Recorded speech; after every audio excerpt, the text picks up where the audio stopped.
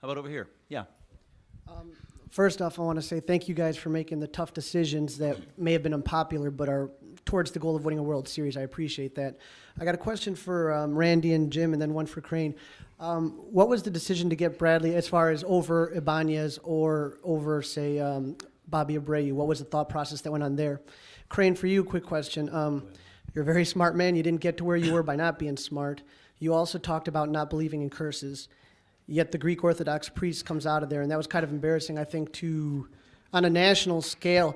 Now, I know that I don't think you would have done that on your own. I know a documentary was being shot last year, and were the producers, did they ask anything as far as, would you do this, or would this be great for the documentary, or anything to that? So I'll let you guys answer. Let me do the last one first. So that's one of the dumber things we've done, right?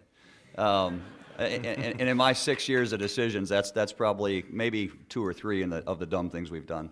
And no, it had nothing to do with the documentary. It wasn't somebody saying, well, let's try and do something spicy. This was along the lines of making decisions quickly, and you shouldn't do that in life. You know, an email comes in that this is a huge Cub fan that wants to get tickets to the game and has the cell phone ringing with the Cubs tune on it and his email address, and I said, let's bring it, let him go. Just be clear, that decision was at my desk. Nobody had any influence on that one. And I said, let him in. He wanted to say a blessing for our good health, which we had good health, but the results made us sick. So no, it was nothing more than let's let one of our fans in, and he wanted to come in 6 hours before the game and just hopefully give us some good health. And I said, fine. If I could do it again, I wouldn't have. No question about it. But it had nothing to do with. It got blown into a bunch of different things, and it's one of those things you look back on and you say, how did you make that decision? Clearly not one of my best in the last 6 years. The Milton Bradley decision, as we went into the off season, we looked at it and we felt like we had 2 clear priorities. Number one, we felt it was imperative that we re-sign Ryan Dempster, and we were happy to get that done early on in the process. And the other thing that we've talked about a lot is that we really wanted to try to increase our flexibility in the lineup, our ability to match up left-handed and right-handed.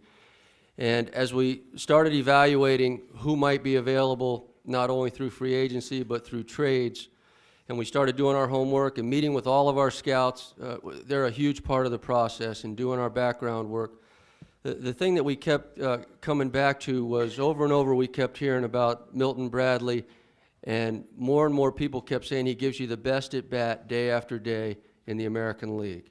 Deep counts, sees pitches, does a lot of the things that we stress to our players, a lot of the things that Fukudomi brought to the ball club last year in the first half of the season, and that we think he's going to get back to doing. That's it. How about a nice hand for Crane Kenney, Jim Henry, Randy Bush, and thank you.